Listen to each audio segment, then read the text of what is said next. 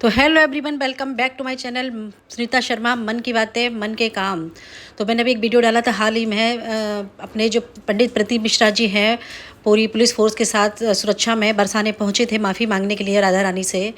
उन्होंने माफ़ी मांगी, बहुत दिल से मांगी। पंडित जी कोई छोटे मोटे आदमी नहीं है, बहुत अच्छे भागवती शिव पुराण वक्ता हैं वो। और उनके साथ जो हरकत हुई बहुत ही घटिया हरकत की बरसाने में, जो मुझे बिल्कुल नहीं, सच बताऊं तो मुझे नहीं अच्छी लगी, क्योंकि वो दिल से माफ़ी मांगने आए थे राधा रानी के दरबार में, ढोक लगाने आए थे।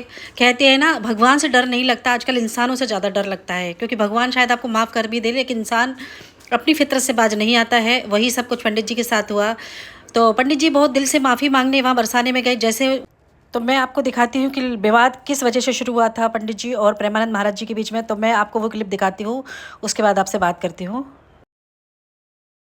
भगवान कृष्ण की 16,108 रानियों में कहीं राधा जी का नाम है क्या? नहीं है। और राधा के पति में कृष्ण का नाम नहीं है। राधा जी के पति का नाम क्या है? अरे बोलो जम के, क्या नाम है राधा जी के पति का? अनय घोष। राधा जी की सास का नाम था जटिला, ननन का नाम था कुटिला। राधा जी का विवाह हुआ था ग्राम छाता। कहाँ की रहने वाली थी राधा? जम के बोलो। बरसाना। बरसाने की राधा नहीं थी, राधा जी थी रावल गांव की। बरसाने में तो राधा जी के पिताजी की कचेरी थी, जिसमें राधा वर्ष में एक बार कचेरी पर जाती थी, इसलिए उसका नाम है बरसाना, वर्ष में एक बार आना। अरे तुझे शर्म आनी चाहिए। जिसका जस गा करके जीता है, जिसका जस खाकर खाता है, जिसके जस गा करके तेरे को नमस्कार और प्रणाम मिलता है, उसकी मर्यादा को तू नहीं जानता। किस बात का माइक में बैठ करके प्रवचन करता है जब तुझे ब्रह्म तत्व का बोध नहीं? श्री जी की अवहेलना की बात करता है। कहते हैं कि बरसाने में नहीं, कभी सामना पड़ा नहीं संतों से, वही चार को घेर कर पैर पुजवाता रहा, इसलिए जानता है तो बहुत बड़ा भागवत प्रवक्ता है। तो विवाद का कारण था राधा रानी के लिए जो टिप्पणी की थी पंडित प्रदीप मिश्रा जी ने, वो कहीं ना कहीं राधा भक्तों को, कृष्ण भक्तों को, प्रेमानंद महाराज जी को बहुत ही ज़्यादा दिल पर छुपी। उसका जवाब प्रेमानंद महाराज जी ने दिया था और ये आग इतनी भड़क चुकी थी, लोगों में काफ़ी गुस्सा और वो सब कुछ था। उसी वजह से पंडित जी से कहा गया था कि वो राधा रानी के दरबार में माफ़ी मांगने आए। तो लेकिन वो माफ़ी मांगने आए और दिल से आए। अगर मुँह छुपाकर भागना होता तो कब के वो इसको बात को बढ़ाते, लेकिन उन्होंने बात को ख़त्म करने के लिए माफ़ी मांगने आए। लेकिन लोगों ने उनके साथ बरसाने में क्या किया, मैं आपको दिखाती हूँ लोगों ने किस तरह से उनके साथ व्यवहार किया है बरसाने में।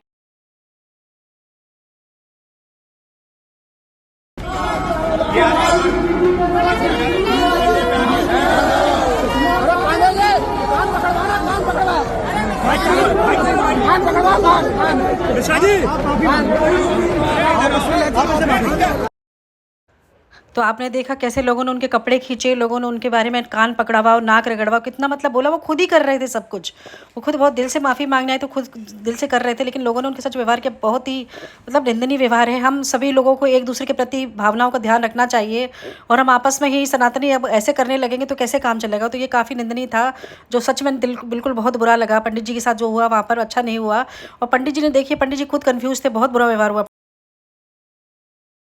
लोग बहुत गुस्से में थे, कोई कह रहा कान पकड़वा, छीना झपटी हो रही थी उनके कपड़ों की, धक्का मुक्की बहुत हुई उनके साथ, जो साफ साफ दिख रहा है। देखिए आप लोग किस तरह पंडित जी के साथ व्यवहार, ये नहीं होना चाहिए था। वो बहुत प्यार से आए थे और उनको जो आए थे अपना काम करने देते, उसके बाद ही उनसे बात करते बैठकर तो ज़्यादा अच्छा लगता। लोग ऐसा लग रहा था कि वो राधा रानी से माफ़ी मांगने आए। लोगों का ईगो को उन्होंने कराया, जो लोग उनसे माफ़ी मंगवा रहे कि हमसे मांगो माफ़ी। लोग उनसे धक्का मुक्की कर रहे हैं, जैसे उनका तमाशा बना के रख दिया। उनको तमाशा देखने आए थे लोग के, मतलब पता नहीं क्या लोगों की सोच छोटी है। भाई हम पूजा पाठ वाले आदमी हैं, सनातनी, एक दूसरे की भावनाओं का सम्मान करना चाहिए। पंडित जी को जो गलती हुई, पंडित जी ने उसके लिए माफ़ी मांग ली है, लेकिन ऐसे छीना झपटी और ये सब कुछ नहीं होना चाहिए था उनके साथ, जो बहुत गलत हुआ। कपड़े छीनना, घंटा, उनको गंदा संदा बोला, बहुत ही हुआ।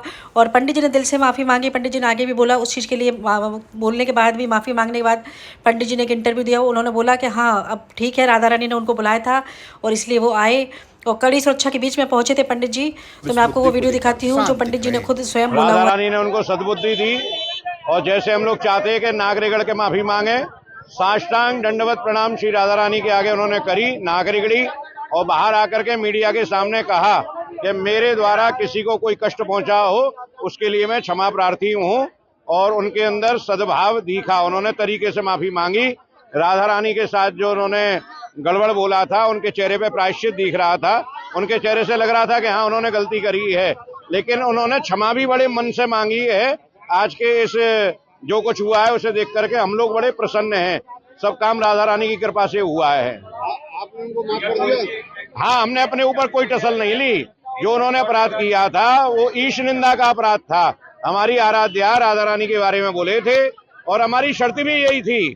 मान मंदिर सेवा न्यास, धर्म रक्षा संघ, ब्रजतीर्थ देवालय परिषद, सब लोगों का एक ही कहना था कि वो भगवान कृष्ण की 16,108 रानी में राधा का नाम नहीं है और राधा के पति में कृष्ण का नाम नहीं है। पर हमारी माता राधा रानी के चरणों में आज यहाँ पर आना हुआ और लाडली जी ने खुद इशारा कर कर बुलाया तो तुरंत यहाँ आना हुआ और राधा रानी जी के आज सुंदर दर्शन हुए और ब्रजवासियों के बीच में आना हुआ। मेरी वाणी से, मेरे शब्दों से जो भी चोट लगी हो उसके लिए मैं क्षमा चाहता हूँ। मेरी महारानी जी से, मेरी राधा रानी जी से, किशोरी जी से, लाडलू जी से क्षमा चाहता हूँ और ब्रजवासियों को भी मेरी वाणी से, मेरे शब्द से कोई ठेस पहुंची हो उनके भी चरणों में दंडवत कर कर प्रणाम कर कर क्षमा चाहता हूँ। और सभी मीडिया वालों से निवेदन है, सभी सोशल मीडिया वालों से निवेदन है कि किसी के लिए भी कोई अपशब्द ना कहे, राधे राधे कहे, हर हर महादेव कहे और सभी चाहे मृदुलकंठ शास्त्री जी हो चाहे अन्य शास्त्री जी हो, किसी के लिए भी कोई अपशब्द का प्रयोग या किसी भी तरह का कोई प्रयोग नहीं दिया जाए। हर हर